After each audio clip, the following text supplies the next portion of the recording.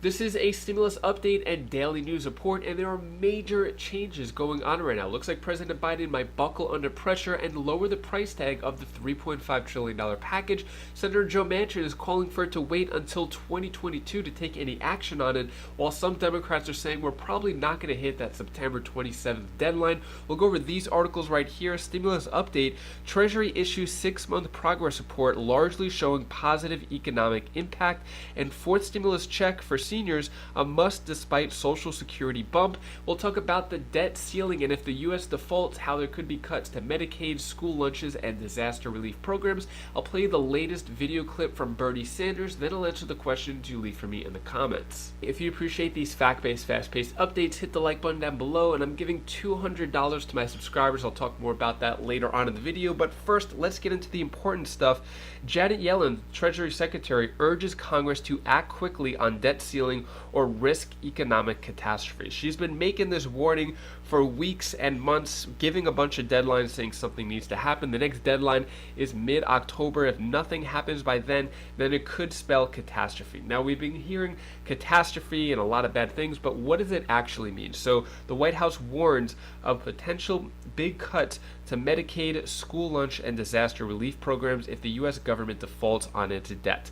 Basically, the U.S. has a giant credit card of $26 trillion and they want to raise it higher to, let's say, $27 trillion. This way they could put more debt on that big credit card. I'm giving an analogy. That's not how it actually works, but basically we're going to have to owe a bunch of countries money. So when we hear that there could be serious economic consequences, the White House gives some actual information here. So basically, disaster relief efforts would be cut, Medicaid and children's program would be cut, infrastructure funding, education, public health, child nutrition, so the school lunch, which feeds over 30 million children, that would be cut. So basically a lot of government programs would be cut if the U.S. defaults on its debt. It's never happened before in history. It might happen. We'll see what happens here. Let me know your thoughts on this. Now, when it comes to getting something done, Nancy Pelosi calls raising the debt ceiling a bipartisan responsibility, basically saying Democrats and Republicans need to work together on this. So far, Republicans have been silent and saying that they do not support raising the debt ceiling. So we'll see what happens with that. Also, grocery gains. So food prices are soaring with little relief in sight. It seems that the prices just keep going up and up in the grocery store. Inflation, although they say it's transitory, it's just not leaving. We just keep having crazy inflation prices. So consumer price index, these are the months right here. I'll go over them really quick. So 2.6% in March, 4.2% in April, 5% in May, 5.4% in June, July 5.4%, and August 5.3%. So these are still really high. Now, grocery stores are not just trying to make extra money off of people in this situation. They have high cost and they're passing that cost onto the consumer. So in terms of supply chain, trying to get food factories and warehouses, those are costing more. There's a shortage of truck drivers, so they're paying more for delivery, so that makes the food cost a lot more. So some serious problems there. Next, let's talk about some relief, potential relief that could help out with this situation. Stimulus update, Treasury issues 6-month progress report largely showing positive economic impact. So there's been a lot of reports coming out, and one of them is this one from the Treasury saying that things have been good, that stimulus has shown to give a positive economic impact. So if it's showing a positive economic impact, why not have more stimulus? That's basically what this article is saying, that there was good consequences from it, so why not give more? When it comes to a fourth stimulus check for seniors, a must despite Social Security bump, group says. So this is that $1,400 for senior citizens who are collecting Social Security. This is sponsored by the nonpartisan Senior Citizens League. And says that while Social Security is poised for a big bump next year in terms of the COLA, the costing of living adjustment, it won't be nearly enough to keep food on the table. So that's why they're calling for tax-free cash of $1,400 checks. There's a petition going on right now. When it comes to the progress of that $1,400 stimulus check petition, we don't know because they are not sharing how many people have signed up so far. But their plan is that once they get a lot of people signing up for that $1,400 stimulus check, then they're going to lobby to Congress. They're going to go to Congress and say, hey, we need more $1,400 tax-free stimulus checks going out to senior citizens on Social Security, and hopefully they could get it into that $3.5 trillion package. It's not definite at the moment. Speaking of that $3.5 trillion package, building back Biden will make leadership buckle on spending bill price tag, Democrats say. So that price tag may not be $3.5 trillion anymore. So what it's saying here, what White House officials are saying is, I think everyone recognizes that maybe the number comes down a bit, but at the end of the day, progressives, the White House, and moderates all know that we've got to head into 2022 with some tangible voters. So what they're referring to here is if we lower the price tag, the $3.5 trillion a little bit, then we'll go into 2022 with voters. So they want to get something done so that they can have voters for the primaries coming in 2022. And also, they're saying, second priority, getting us out of this. So let me know your thoughts on this. Is it about getting voters? Is it about getting the pandemic? What do you think they care about most? Let me know your thoughts on that. So they might have to budge on the price a little bit, especially because of people like Joe Manchin and Kyrsten Sinema not budging. So not only is the price tag going to go down, but it looks like Joe Manchin suggests pausing on $3.5 trillion package until 2022. So we heard before that he wanted a strategic pause, but we didn't hear it until 2022. So it looks like until 2022 is when Joe Manchin wants to finally take it up. Now, a lot of Democrats want to get it done right away. Nancy Pelosi made a September 27th deadline, and Steny Hoyer, who is the House Majority Leader who sets up those votes, said, yes, September 27th, we're having that vote. But Jim Clyburn and Yarmouth say Congress might miss September 27th infrastructure deadline, meaning that probably not going to happen September 27th, as if you've ever watched any of these videos in the past, if you've been watching for a while, deadlines almost mean nothing to Congress. If you think about it, they're getting their $174,000 a year, they're getting plenty of months of vacation, whether or not things pass. The main thing they care about is a paycheck and whether they're going to stay in office. So whether it happens September 27th or not, I don't think there's enough of an incentive for them to try to get it done. If they have votes, if they have enough coming up, then they probably would have gotten it done right away.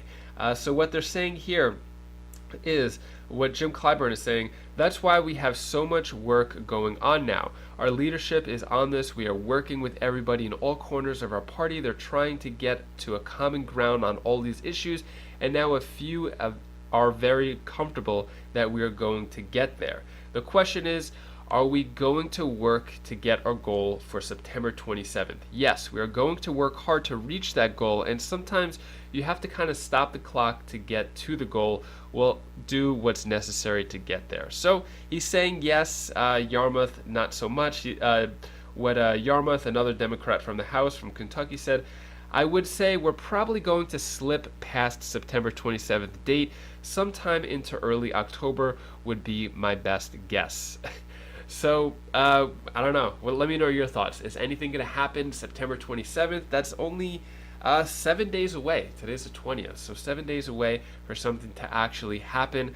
Now, when it comes to the Congressional Progressive Caucus, so Congressional Progressive Caucus prepares to block infrastructure bill if reconciliation bill budget fails, right? So they want to have that big vote for the bipartisan infrastructure package, but the progressives are saying we're not going to vote for that bipartisan infrastructure bill unless they have the reconciliation bill. And if one fails, then the other fails. Basically, everyone's holding everything hostage until they get their own way, which is just basically a recipe for disaster. We're kind of looking at a train wreck happening in slow motion, very slow motion. Next, let's talk about Bernie Sanders. So Bernie Sanders said this tweet: the overwhelming majority of Americans want their government to finally stand up for them.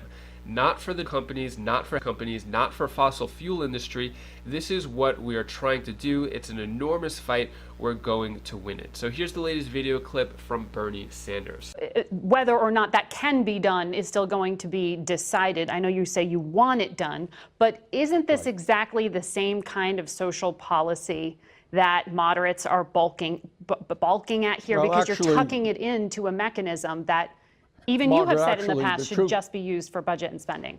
Well, the truth is that because we have no Republican support in trying to pass a significant piece of legislation representing working families, we have to do it through the so-called reconciliation process, which means that you have to obey the Byrd rules. I won't go into bore you with all the details. So it's something that we are arguing right now. But I do hope, as we move toward what I believe is the most consequential piece of legislation for the working class of this country, as we demand that the wealthiest people and large corporations start paying their fair share of taxes, as we lower the cost of prescription, as we expand Medicare to include dental care for seniors and hearing aids and eyeglasses, as we lower the childhood poverty, as we have already done, maintain that by 50% as a result of the American Rescue Plan. I hope that immigration reform is part of that general package. But don't all these very worthy causes you're laying out deserve their own debate and consideration?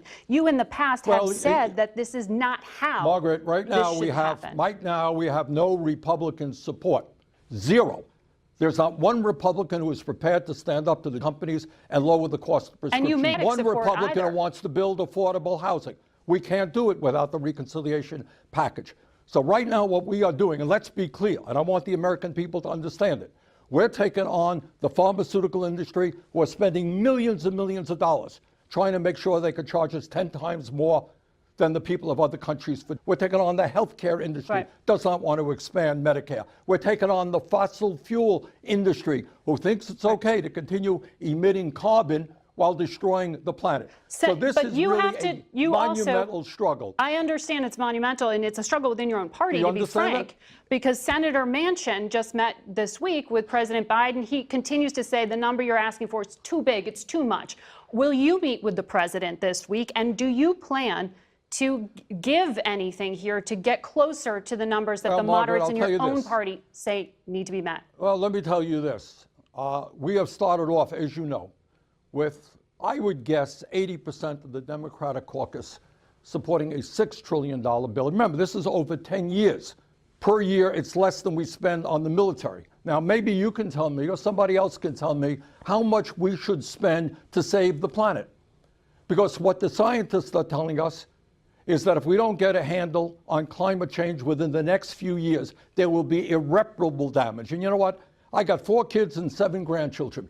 And I think we have a moral responsibility to leave them a planet that is healthy and is habitable. Are you sure that we are working right now. We got 50 votes. We're going to have to work it out as we did with the American Rescue Plan. But I have already made, and my colleagues have made, a major compromise going from $6 trillion down to $3.5 trillion. So am I hearing you correctly when you say you are not willing to move on that $3.5 trillion number, even if the president asks you to do it? I mean, are you risking losing everything? Look, right now what we are doing is we are engaging with the House and the Senate. It is a complicated proposal. All I am telling you is that $3.5 trillion is much too low. A compromise has already been made. An agreement has been made. And the American people, by the way, poll after poll after poll, are telling us now is the time to stand up to powerful special interests. Now is the time to start representing working families on all of these issues.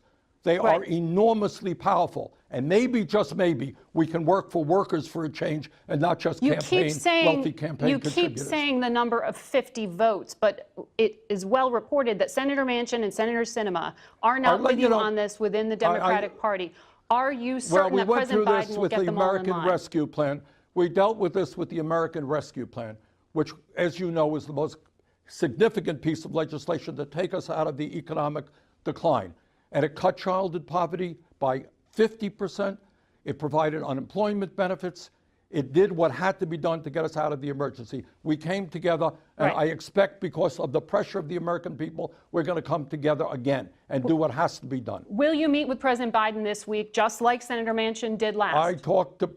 I'm happy to meet with the president anytime, but at the end of the day, I think what So no. the overwhelming majority of the American people want us to do is finally stand up for them, not just the companies and the healthcare industry and the fossil fuel industry. This is what Right. we are trying to do. It's an enormous fight. We're going to win it. It's an enormous fight, and we will track it. Thank you very much, Senator Sanders. Next, I'm going to answer the questions you leave for me in the comments. Thaddeus Walton says, so how can I get the $200, Brother Wise? You didn't say how to acquire the money. So I have just down in the description below this video, if you click the show more button, you'll be able to see the exact instructions of how I'm going to give out $200 to my subscribers. So basically the way it works is, when they get that stimulus funding, they have to spend it by a certain time on certain programs, otherwise they lose it. So it can't go towards their vacations, but I know that's what it seems like. Eric Spear, why is my number 3 stimulus check still being processed? They aren't sharing the crayons nicely in preschool. WTF. I'm sorry that you didn't get your 3rd stimulus check yet. Unfortunately, if you haven't gotten it yet, I haven't seen the IRS saying that they're still sending out 3rd stimulus checks. Probably going to have to wait until 2022, file a small tax return, and claim the rebate recovery credit. Unfortunately, they are not sharing those crayons nicely. Sharella Holmes, why is the states not forced to distribute the funds that was given to them to give to us as Americans? Yeah, so when it comes to that rental assistance, there is a clause in there that says that if the states do not distribute those funds, the $46 billion in rental assistance money, then they actually lose that money. So I'm not sure if this was a plan to like kind of let the clock run out so they could use that money for other things, but yeah, it's kind of crazy how they're not distributing the money. The money is there, they're just not giving it out to the people. Anyways, that is all the stimulus news I have for you today to hopefully brighten your day a bit. Here's my daughter Bella's tip of the day. Thank you so much for watching. Appreciate your support. Back at home, back in the office. Hopefully things were good with you over the weekend. Got to see some family, got to relax a little bit. We're always on the go during the week, a lot of kids' activities, school programs, this and that. But yeah, so it was good to just kind of relax with some family. Anyways, if you want to check out any of my other videos, you could click up here for my other channels or down here for more stimulus updates. And I'll see you in the next video. Take care, be safe. Thank you for watching. Thank you for watching. Thank you for watching.